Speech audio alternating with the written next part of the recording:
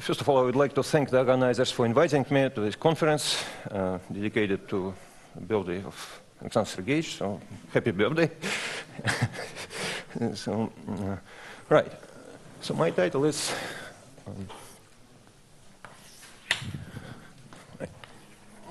subtle Stiefel-Whitney classes.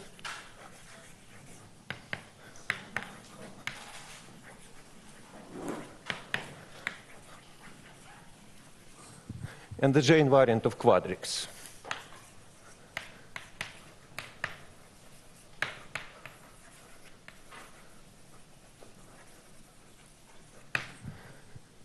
Right. So let me start with the subtle Stiefel-Whitney classes. So this is some subtle version of Stiefel-Whitney classes introduced by me and Alexander Smirnov recently. Right. And the motivation for it was to classify quadratic forms. This is right. So it's joined with Alexander Smirnov.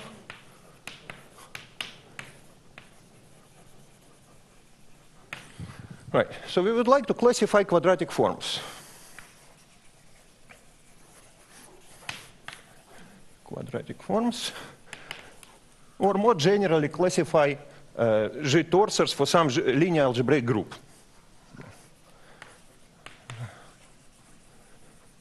G-torsors, where G is linear algebraic group. So we have embedding of G into some general linear group. Right. In topology, such classification problems are solved with the help of classifying space. So you have classifying space, and then your objects are classified by maps from the base to the classifying space. Topology.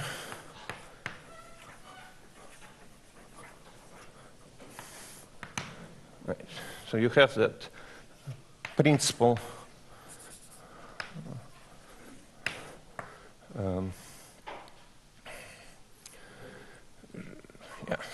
G spaces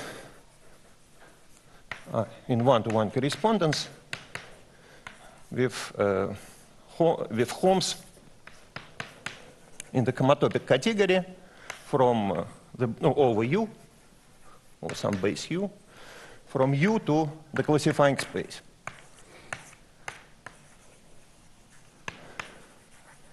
Right. And this permits you to classify objects. In algebraic geometry, we have choice of classifying spaces. So there are different classifying spaces depending on the topology chosen. So you have the Etal version, Nisnevich version. In principle, you can consider some others as well.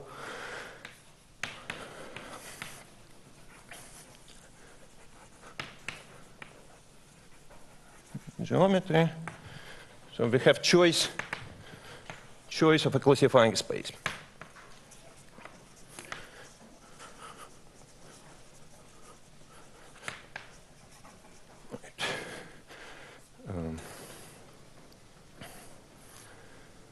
And to classify usual algebraic torsors, you need to use Etal classifying space. It's a theorem of Morel and Voevodsky.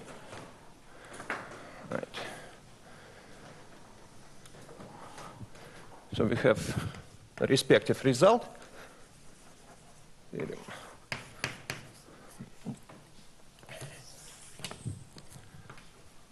Morel, Voevodsky. That if you want to classify G-torsors over U, over some, say, smooth variety U, then it's in one-to-one correspondence with Homs, again, in simplicial homotopic category of Morel-Voevodsky over the field K. No, everything is over some field of characteristic zero, say. Right. And then just the Homs in this simplicial homotopic category of Morel-Voevodsky from U to Bigé et al. Et al. Version of the classifying space corresponding to your linear algebraic group.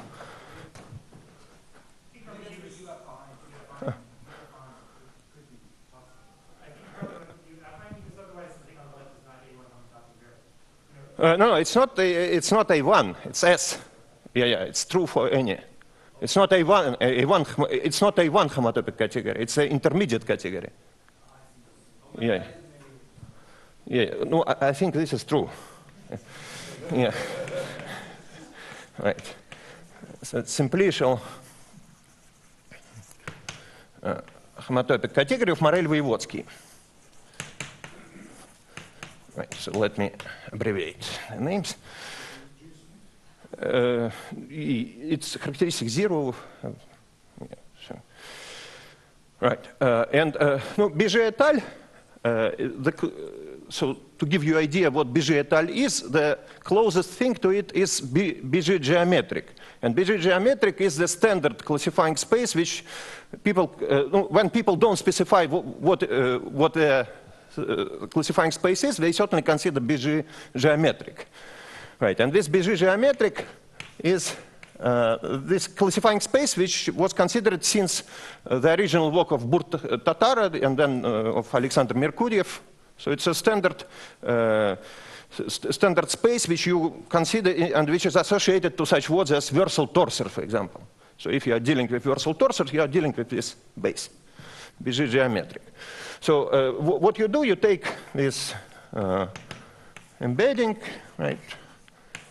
And then you take infinitely many copies of your vector space, and you remove something to make the action free, and then you mod out the G action. Right? And this way you get Bigé geometric. So it's not exactly Bigé et al., but you have a map from Bigé geometric to Bigé et al., and it becomes an isomorphism inside this A1 homotopic category. Can you say what kind of object is this infinite thing? It's not an algebraic variety. Yeah, but it's well, no, yeah.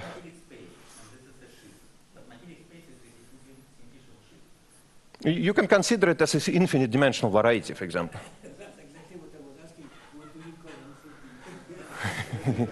Yeah. Well, yeah, no, I'm probably not ready to make it rigorous at this. Yes, it has been a problem since 50 years to define correctly. But for all practical purposes, it's sufficient to consider skeleton, so of sufficiently large, to take sufficiently many copies, and then everything will be up to certain level determined. And then you take the limit. Yeah. So that's an inductive limit? Yes, yeah. Right. So it's an isomorphism in H of K. So it's A1 homotopic category. Let me put A1 here. Right, so if you identify also A1 with a point, then these two objects become the same.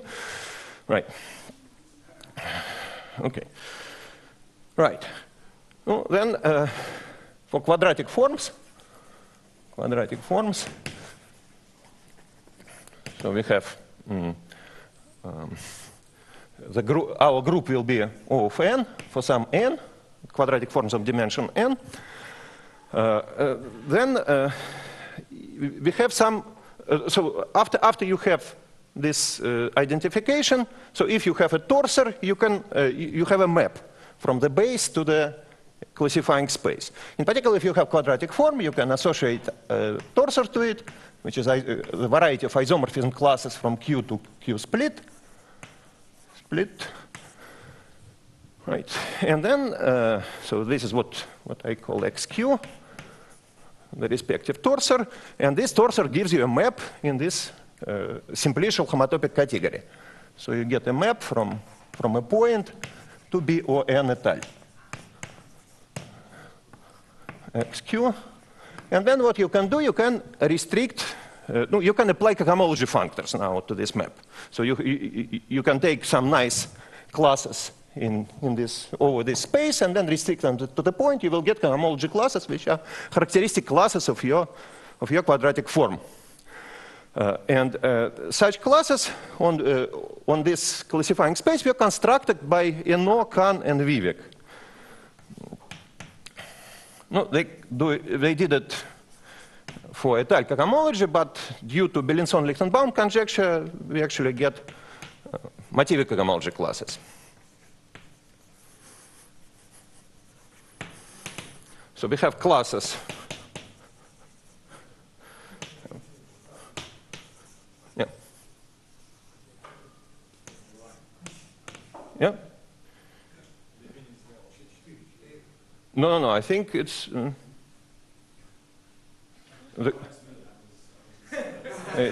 I think the original paper was with 3 authors, and then there was another paper with Mark. But I think the classes were introduced by the. I don't mean to rob Mark, but.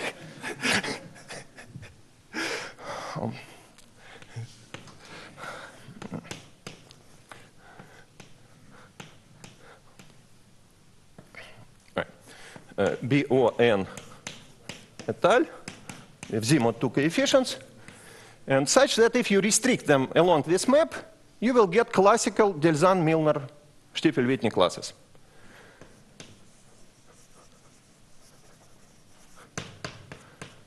Get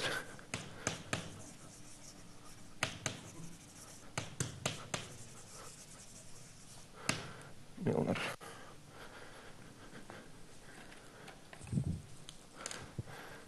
Stiefel-Whitney classes.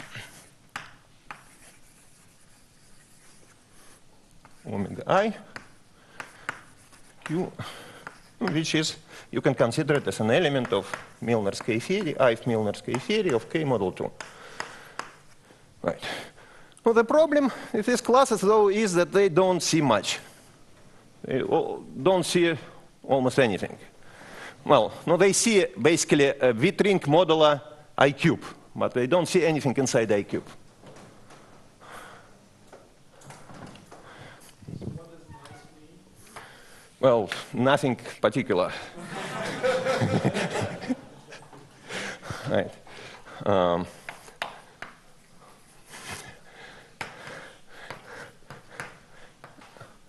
Do not see much.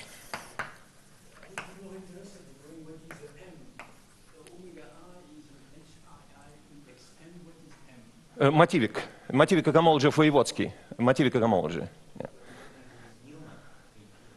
No, in this case, it's diagonal path will be Milnor K theory. Yeah, after you restrict to a point, of course, you get Milnor K theory. Diagonal path of motivic homology of a point is a Milnor K theory. But, no, it's motivic. Right. So they are trivial on I cube.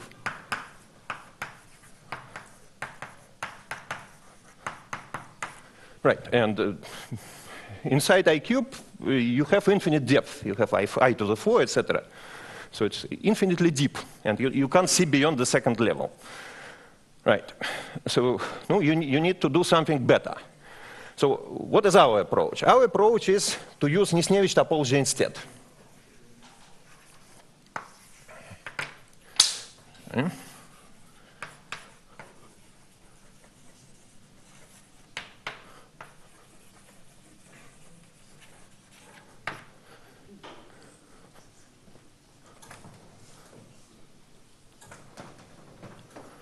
Right.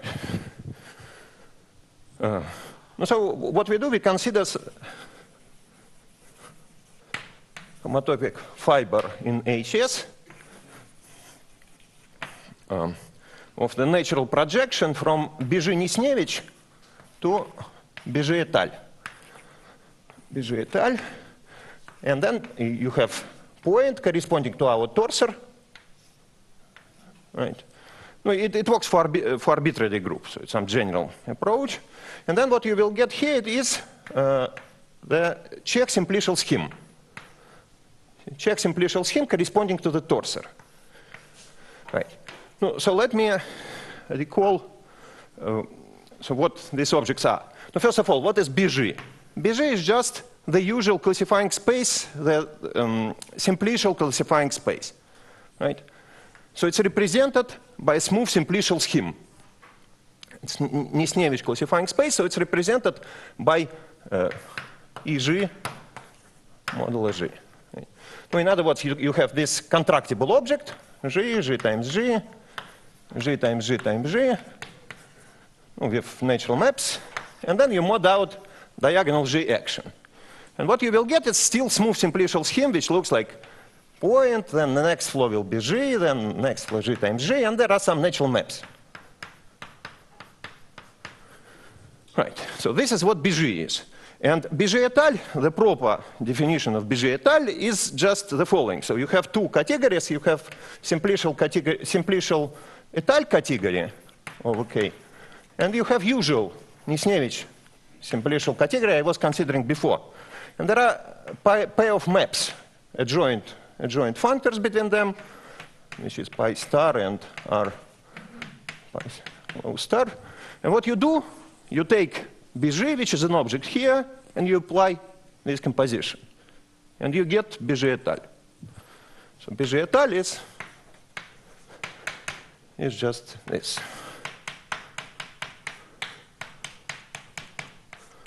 BG.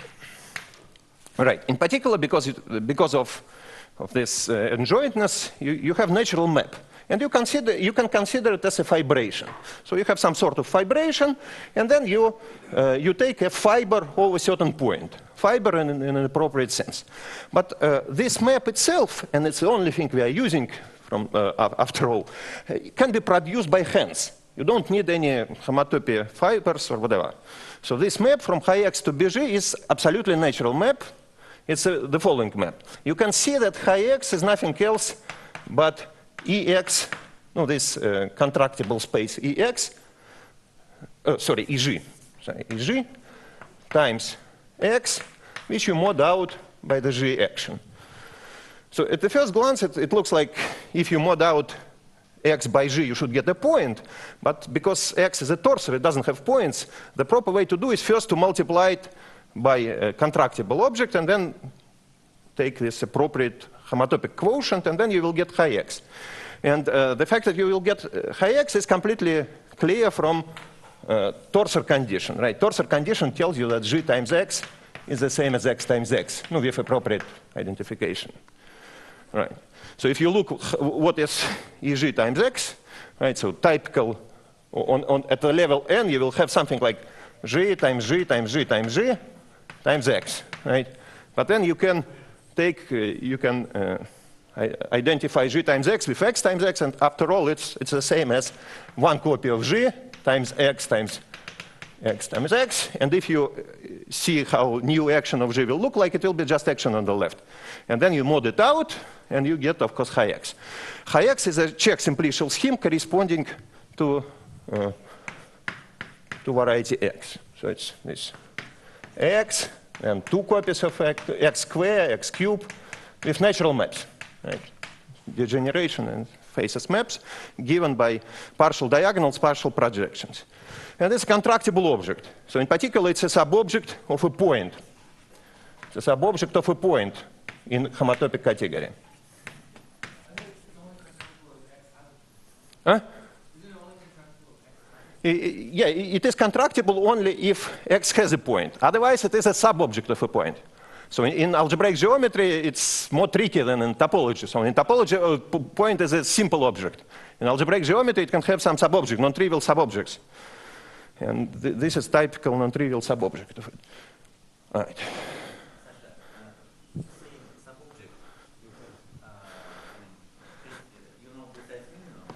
No, it's just Holmes from is injection on Holmes. Yes. Right, and now, so what is the map? What is this map? It's nothing else but a projection, natural projection, EG modulo G. Right.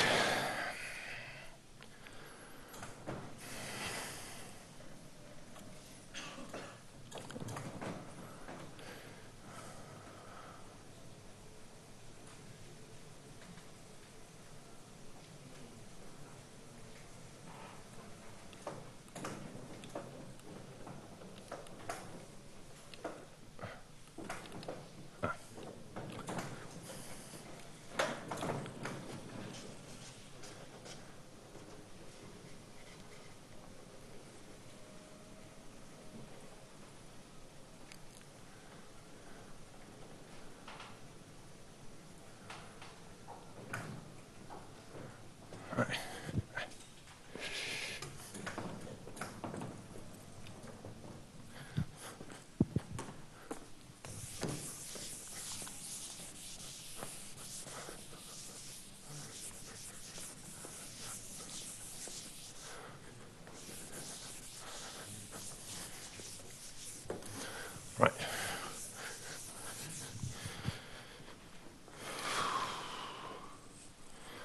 Right. Now we can apply homology.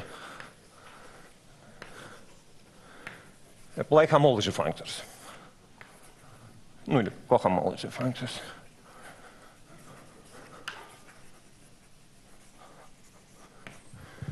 Right.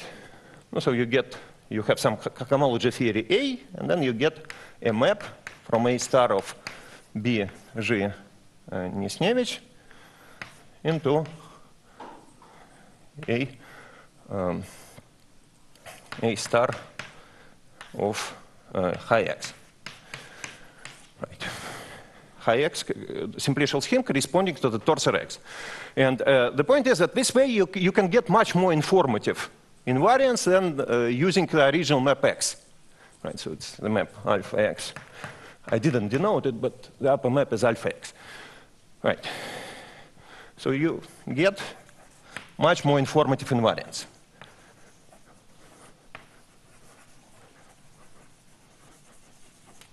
And this is what I'm going to convince you of.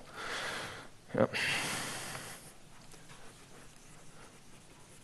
So the message is the following. So when you have some classifying space, don't rush to apply cohomology functors. It can be better to change the base first. Change the base, then apply cohomology functors. You can get something better, so more informative. Right. Well, now let's back to quadratic forms.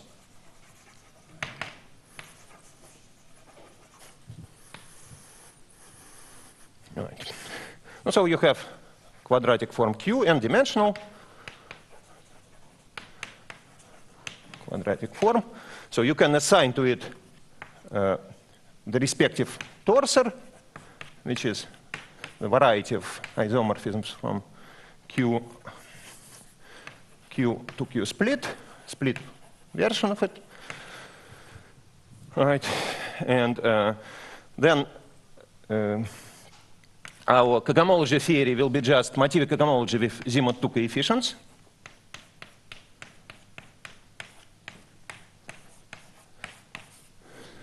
And also, let me introduce a notation H for the cohomology of a point. Right.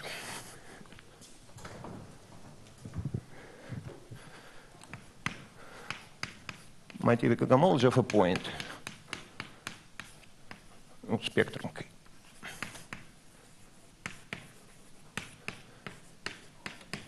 No, I recall you that it's nothing else but by Milnor's conjecture, it's just Milnor K-theory mod 2, to which you join one variable, tau. And tau is a class of by degree round number is 0, sorry, round number is 1 and square number is 0. So we have two numbers in motivic cohomology, so one round, one square, and then motivic cohomology of a point are concentrated in this triangle.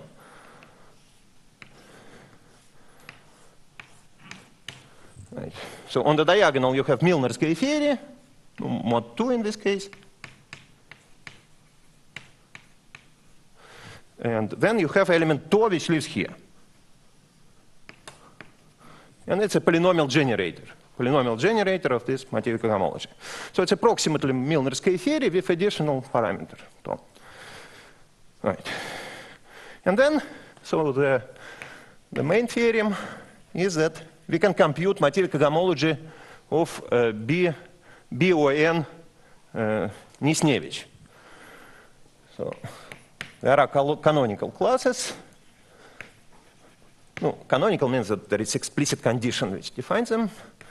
But, yeah. U1, etc. Un of by degree Ui be integral part of I over 2 round and I square, such that the motivic homology of the classifying space, B O N. No, O N, of course, is O of Q split. Right? I didn't say it, but yeah. O N is O of Q split. So it's important that quadratic is split. Quadratic form is split. Right. With Z mod 2 is a polynomial ring over H over cohomology of a point with its generators. Notice that the answer is substantially simpler than for the Ital version. For the Ital version, it was obtained just recently by Nubati Igit, and the answer is much more involved. But here it's very simple and generated by these elementary classes, which will be subtle Stiefel-Whitney classes, of course. Right. Moreover, we can compare it with some other classes which were known before. Now, first of all, with the classical classes defined by Enriched, Kahn, and Vivek, which are just Delzant-Milnor classes. So then it appears that, no, of course, you can take any cohomology class in BG Ital and then restrict it to BG, right? Because there is a map projection, right? So if you do it to omega I, then you will get ui times certain power of tau. And power of tau, no, you can imagine what the power is, easy to compute. Right. So I simplify formulas a little bit. So I assume that square root of -1 is in the field. So you have formula as well, of course, in the general case, but it's more involved. It doesn't have one term, but many terms. And I just want to simplify it as much as possible. Right. And then also you have on BON Ital, you have Chern classes.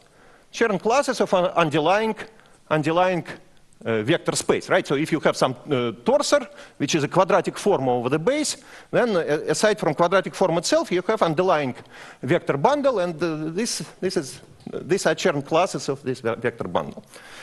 Right. Then you can restrict it to BON Nisnevich, and what you will get is approximately ui squared with some correction. Delta I is approximately 0. If I is even, and 1 if I is odd. Right. Right. So we have these nice classes in classifying space. Now we can use our map from high X to BG. By the way, our map seems to be the same as the one considered by Enriched, Kahn, and Vivek. I think it's the only map you can construct. As far as I remember, they just did it on the simplicial level. But after that, they immediately considered Ital cohomology, and considering Ital cohomology amounts to just going down to the ground floor, right? But the map actually was the same. It was constructed the same way, but in Ital topology, high X is the same as a point. But in Nisnevich topology, it's not. It measures how far X from having a rational point. So if X doesn't have a rational point, then it's different from a point. It's infinite dimensional object, generally. Right. So now we can restrict. So we can consider alpha X star. Alpha X is sorry, I didn't denote, but it's a map from high X to BG, right, of ui. And this is what we call ui of q. And these are elements in motivic cohomology with numbers I, square number equal I, and round number equal to integral part I over 2 of this simplicial scheme high X with Z mod 2 coefficients. And these are subtle Stiefel-Whitney classes. Subtle Stiefel-Whitney classes of quadratic forms.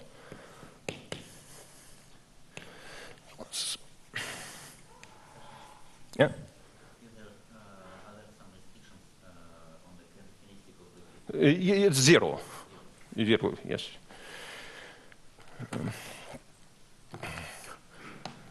Right.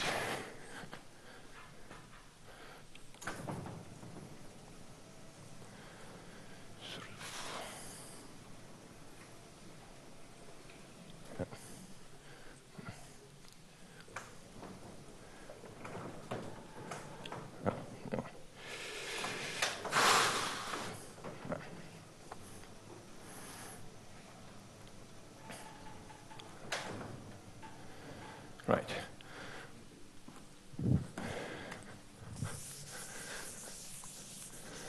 So why are these classes good? Well, because they see more than the classical Stiefel-Whitney classes of Delzant and Milnor. And this is due to the fact that when you multiply by tau, you often get 0. So it's very non-injective map, multiplication by tau. This is why these omega i's are quite often zeros, while ui's are not. And they can tell you something interesting about your quadric, while omega i's will not tell anything if they're 0. No, will tell something, but not much. Tau is this element. It's polynomial generator of the motivic homology. It goes this way. So all the groups are the same along each level. You just take respective Milnor K-theory, multiply by some power of tau. This is motivic homology of a point. Of course, on motivic homology of a point, it's injective. But in motivic homology of X, it's not. Above the diagonal, it's not injective.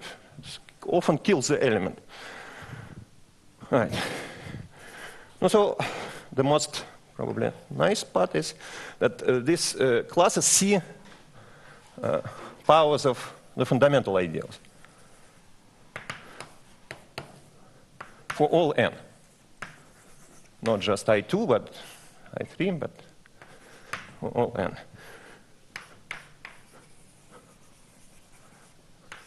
Theorem, so the following are equivalent.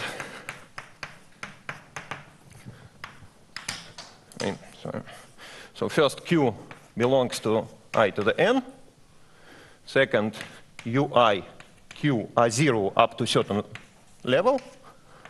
0 for arbitrary I smaller than 2 to the n minus 1. So the first one, which can be non-zero, has number 2 to the n, 2 to the n minus 1.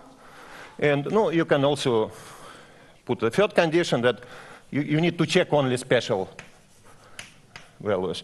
2 to the L is 0 for arbitrary L smaller n minus 1.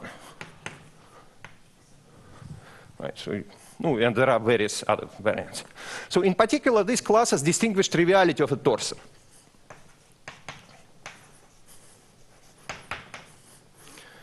UIs distinguish triviality. So they can tell you if quadric is split or not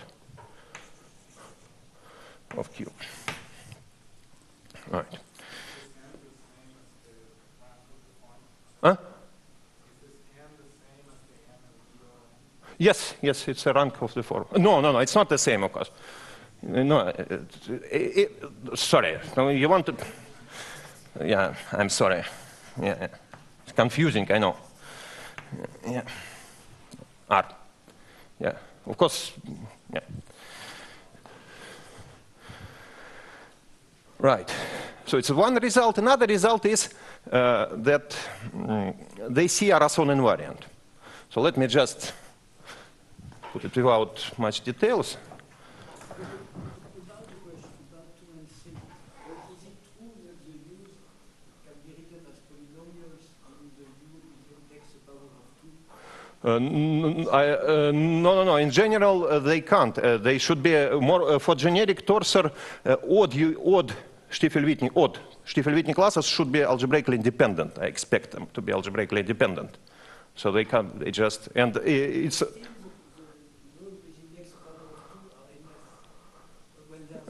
Yes. It's enough, and also there are similar variants. You can put power of 2 minus 1 or something. It also works.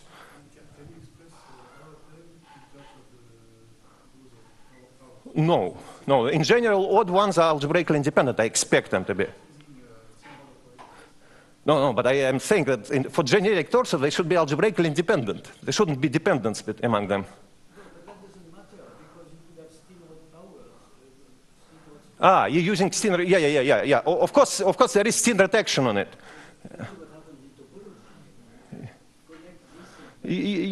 Action of the Stiefel type, if minus 1 is squared, then the action of the Stiefel operation is exactly the same as in topology, just the same formulas, 1-to-1. Just. Huh? Yeah. Okay, we have a field that has transcendence degree K over an algebraic closed field, then Stiefel-Whitney classes I think will vanish Yeah. Well, I need to think about it. It's not. I can't answer right away. Yeah, yeah. So it's. But we can discuss it. Right.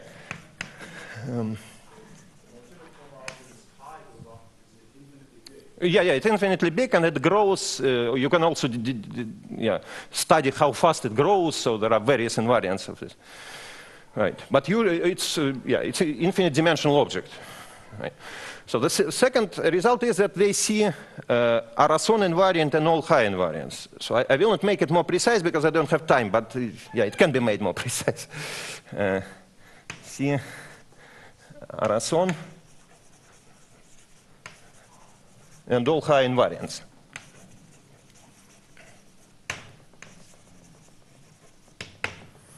ER from E to the R modulo E to the R plus 1 into R's Milnor K-theory. Right. So using these Stiefel-Whitney classes, you can obtain. So you mean there is some formula? Yes, there is some formula, but I just wouldn't want to go into that now, because it's. I'm afraid I will not cover anything. Right. Then there is the following thing. You can describe the motive of a torsor and the motive of the highest Grassmannian using these classes. So they're really instrumental in this description. Hi. Describe motives of XQ and of the highest Grassmannian.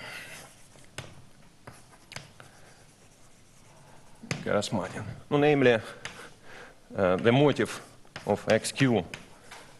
Both of them have polybinary form.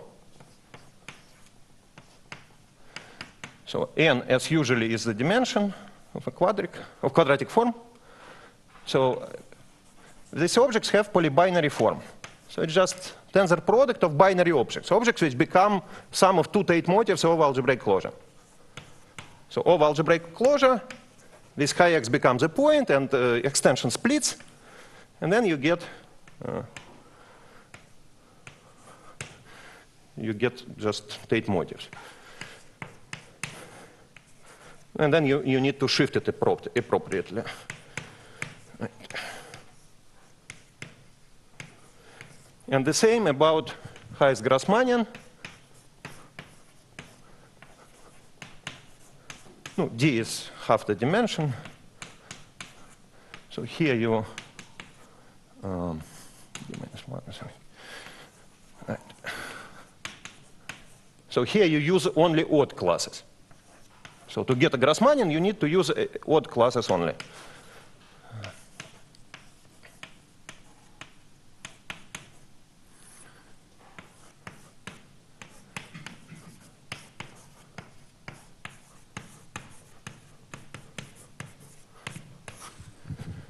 Right. And maybe, after all, some small example, just to give you an idea what these classes are. Maybe I do it here.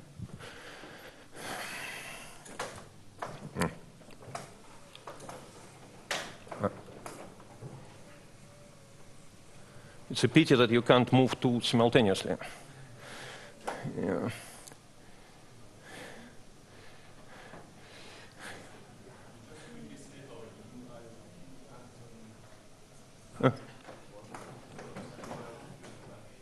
Huh?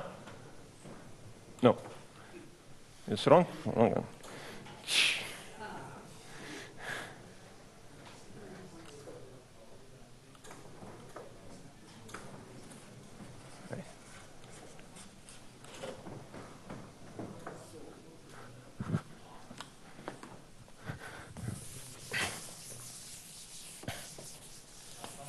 Yeah?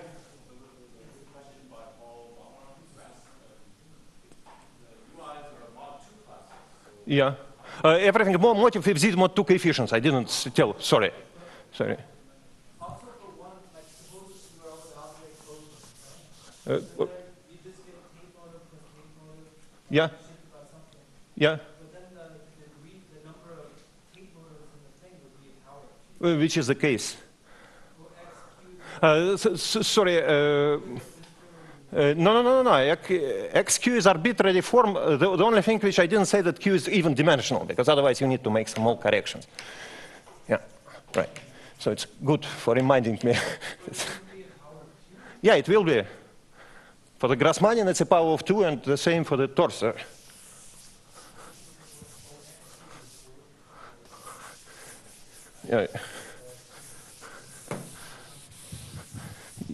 Yeah, but it will be. Yeah, it's a torsor. It's a torsor. It's a generically split thing. It splits over its own generic point. All right. Well, maybe example. It's a Pfister case. Right. So you have alpha, which is symbol, pure symbol.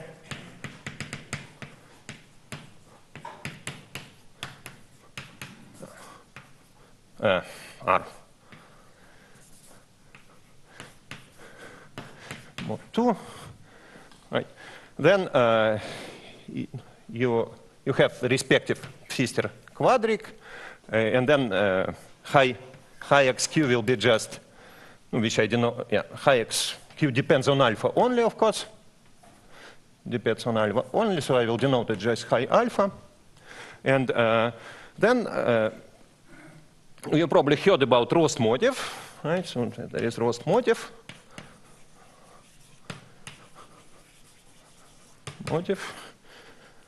So in this case, this motive can be decomposed as by result of Orlov and Voevodsky. You have a distinguished triangle in motivic category, right? M alpha to the motive of high alpha, and then to high alpha shifted by 2 to the R minus 1, 2 to the R minus 1. Some extension mu. Right, and this triangle was very important, for example, for Milnor conjecture proof. Right, but what one can observe is that this map projection from Rost motive to the respective simplicial scheme defines isomorphism on Chow groups. So on Chow groups, it's just an isomorphism. Or Chow groups mod 2, sorry. Mod 2 is the same as, so they all Chow groups of the Rost motive, they all come from mod 2 Chow groups, they all come from high x. Right. High alpha, mod 2. And this Chow groups of the Rost motive were computed by Rost. Right? It's an old computation, which probably all of you saw at some point. And these non-trivial classes, these are basically all non-trivial subtle Stiefel-Whitney classes. Right. Non-zero elements are exactly even subtle Stiefel-Whitney classes. So Rost, when he was computing these Chow groups, he was actually computing subtle Stiefel-Whitney classes. No, he didn't know about that, but yeah. And these classes have numbers 2 to the R minus 2 to the I. I, where I is between n minus 1 and 1. Right. And there is only one more class which is left. It's a class U 2 to the R minus 1, the odd one. And this is exactly mu. This is mu. So Rost computed all the even classes, and there is only one odd class, which is this extension. Because you can project further to Z, to the Tate motive, and get a homology class. This is just mu. Right. So this is how you can see this subtle Stiefel-Whitney classes in some simple example. Right. Now let me now pass to J-invariant. I want to say at least something about it. Right. So now let me remind you what J-invariant is. Quadric. Right. Now you can consider the highest Grassmannian, GQD, and consider the respective Chow groups. Then the Chow groups over algebraic closure, Chow groups mod 2 of this object, are generated by so-called elementary classes.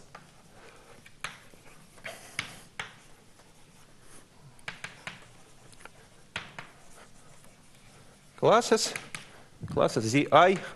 Zi small in Chow I. Right. Now, there are some nice classes which you can obtain. No, you can explicitly describe. It's very simple.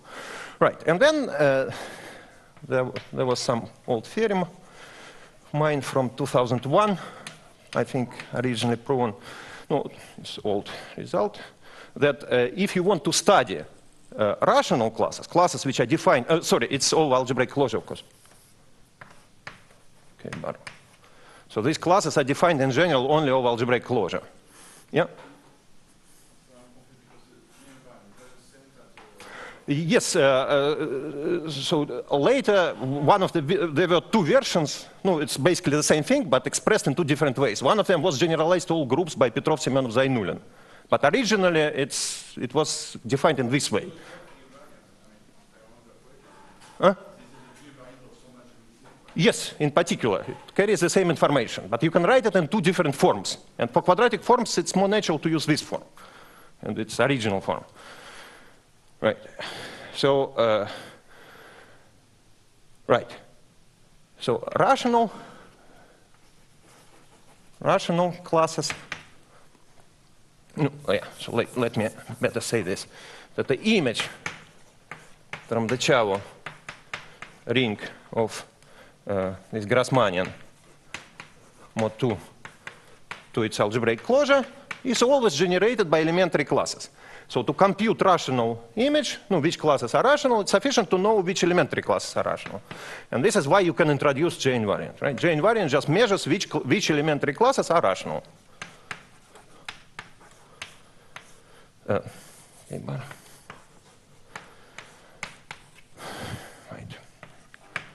It's generated by rational elementary classes.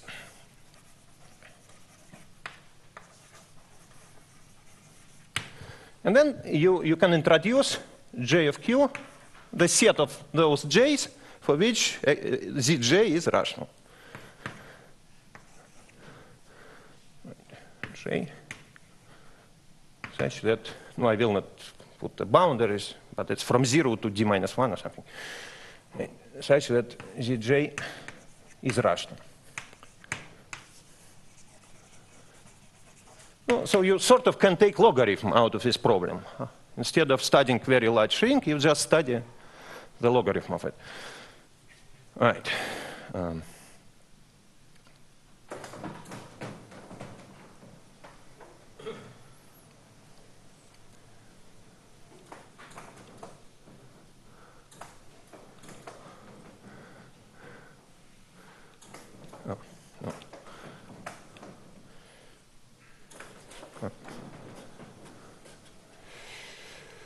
All right.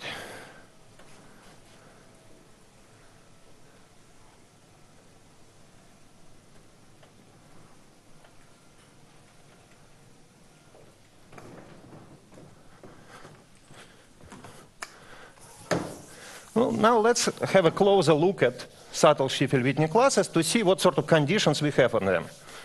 And then you will see that even classes are substantially different from odd ones.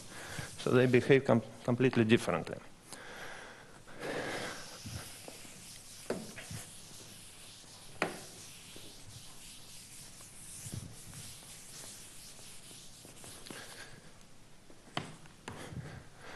Right.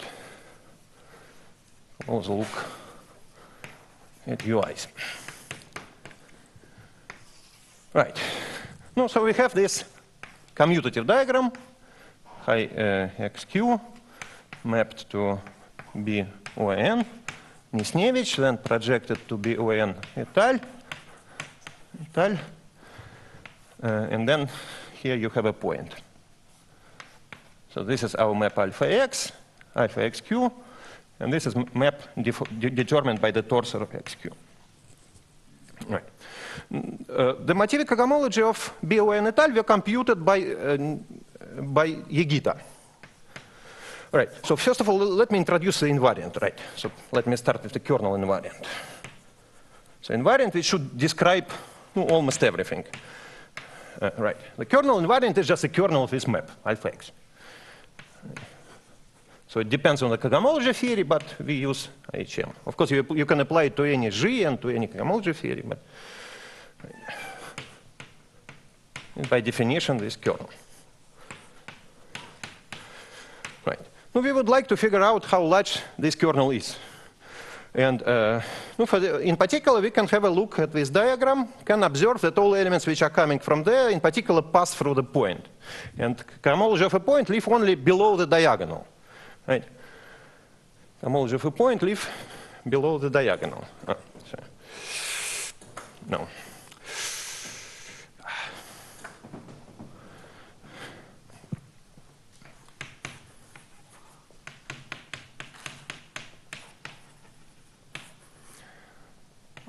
Zero below diagonal.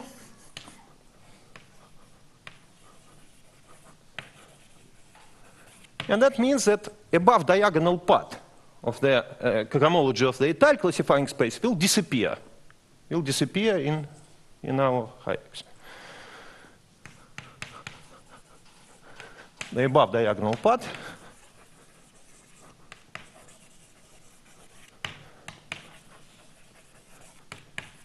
of the motivic cohomology of the étale classifying space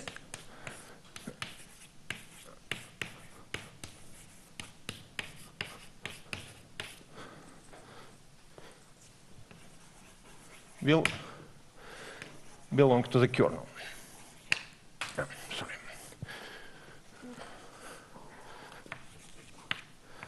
The kernel.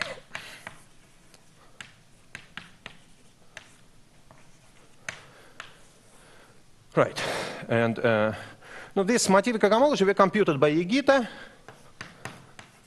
but at this stage we don't need the computation. We just observe some simple facts about it.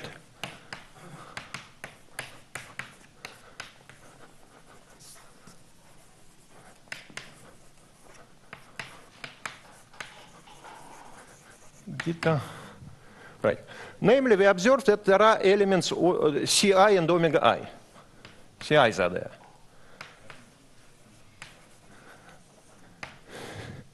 Right.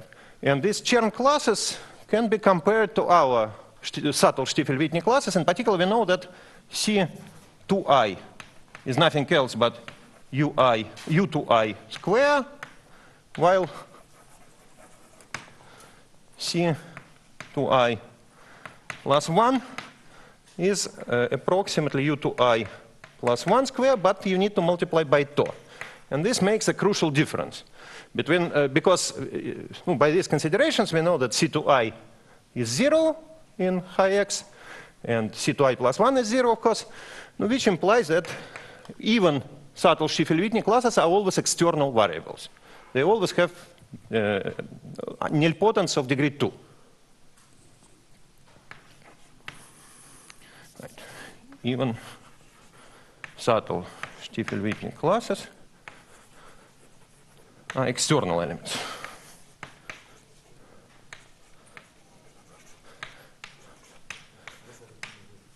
Huh? Sorry? Just the square is Square is 0, yeah. While C2I plus 1 can be not 0, no, U2I plus 1 can be polynomial. Yeah. Odd ones can be polynomial. And we know that they are polynomial. For example, mu, this class which appears for the Pfister form, is a polynomial generator. The only odd class there is a polynomial generator. Can be polynomial. And this relates to different roles which they play. The role played by the odd ones is basically reduced to the J-invariant. So this is what I want to say.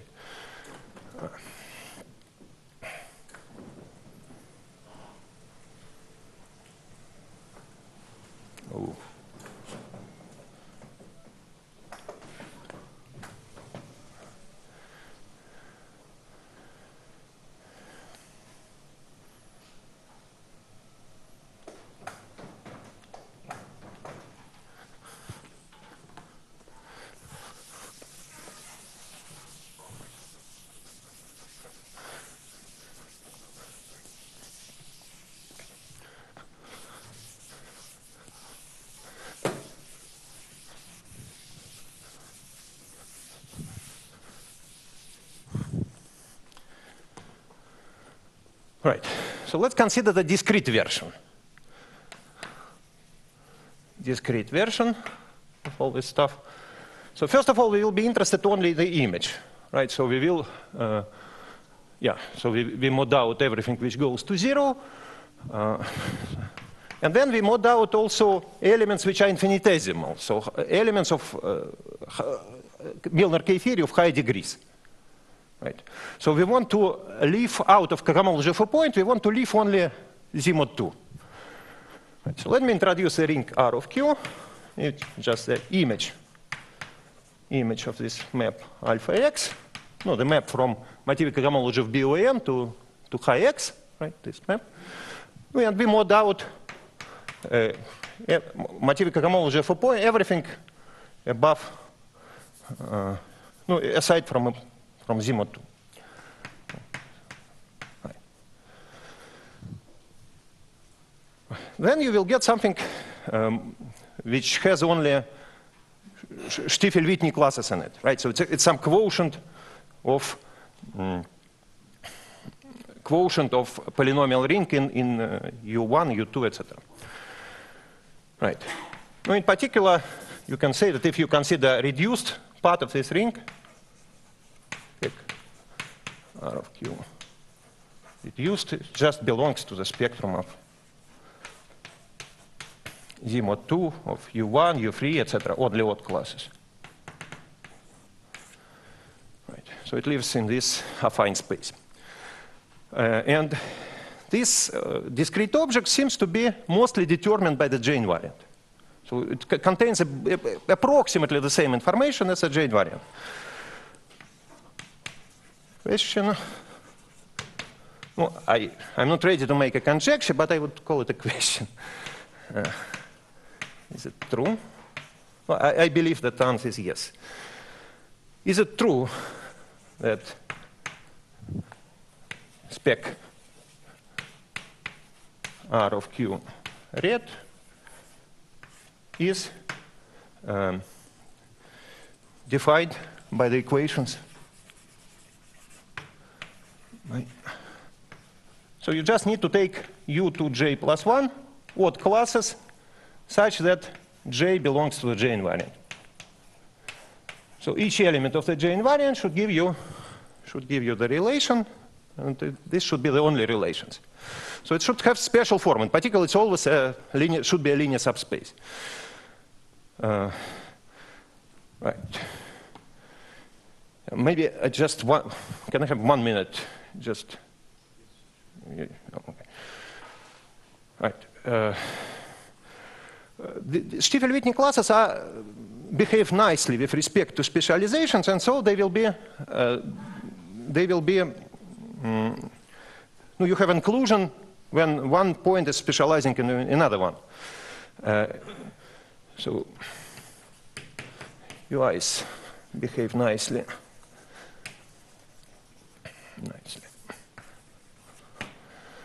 With respect to specialization.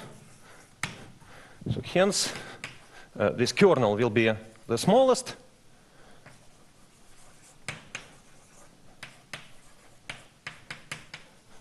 Will be the smallest. And R of Q will be the largest for the generic torsor.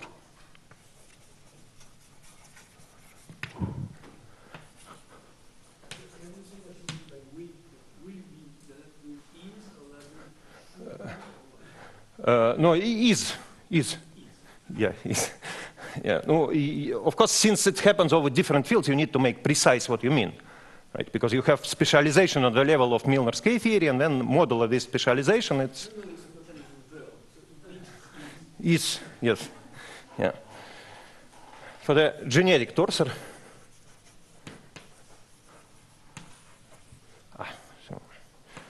right? No, and then conjecture is. So what will be the answer in the generic case?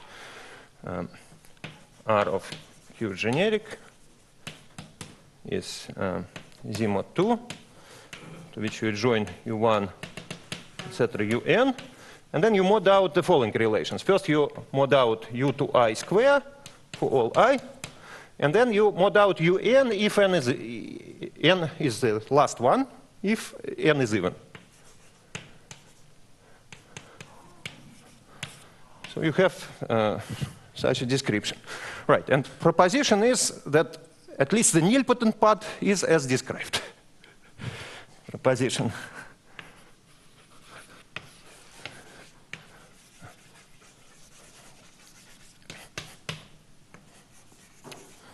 As described. So if you mod out odd classes, then you will get exactly this description. A polynomial ring generated by even classes model of this ideal. So the nilpotent part is as needed, but it's more tricky to catch the odd part. Right, so I'm sorry for being over time.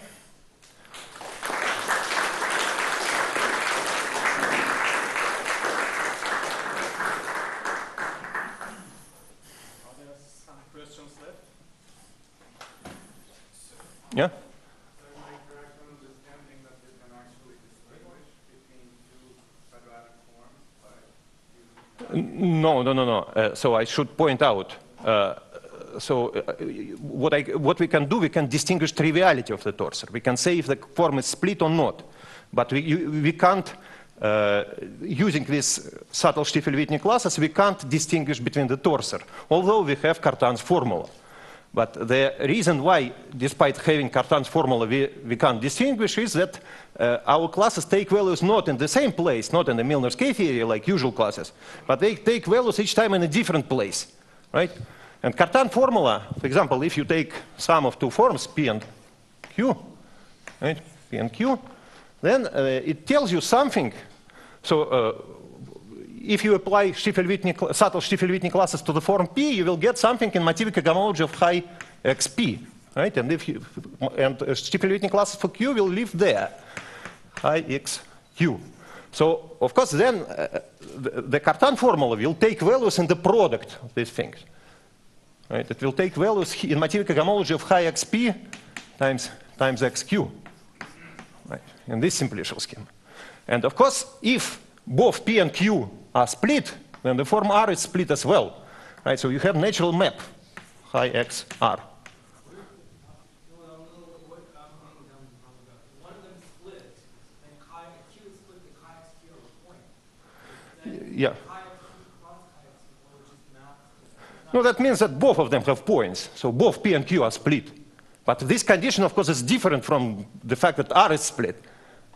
So although these are both sub-objects of a point, it's a different sub-objects.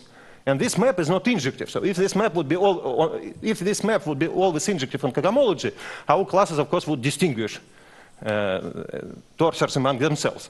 But if you think about it, there is no hope for them to distinguish anything because they are describing information related to the last Grassmannian only.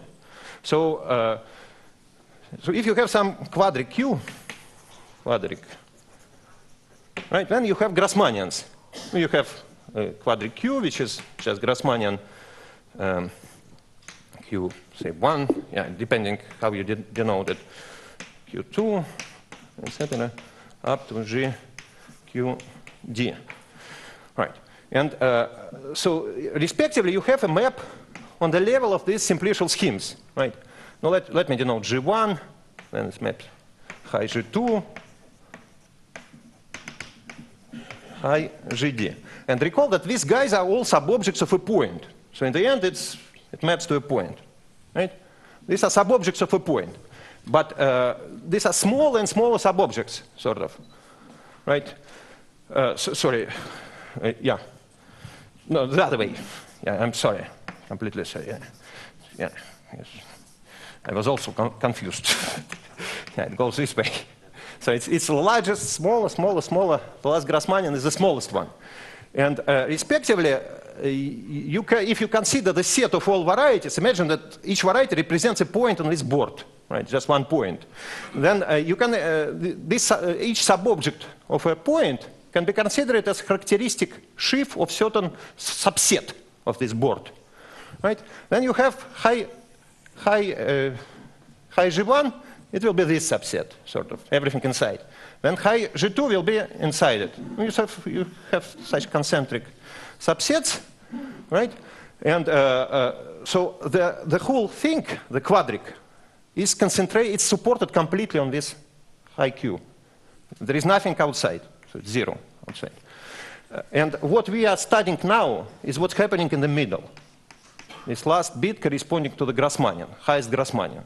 So these subtle Stiefel-Whitney classes should describe completely what's happening there. So I believe that they should be absolutely complete for this task.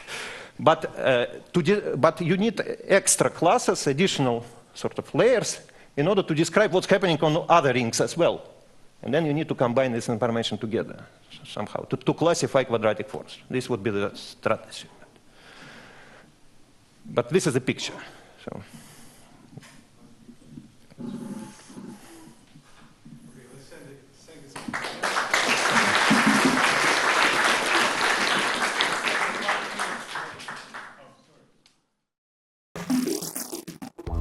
Oh,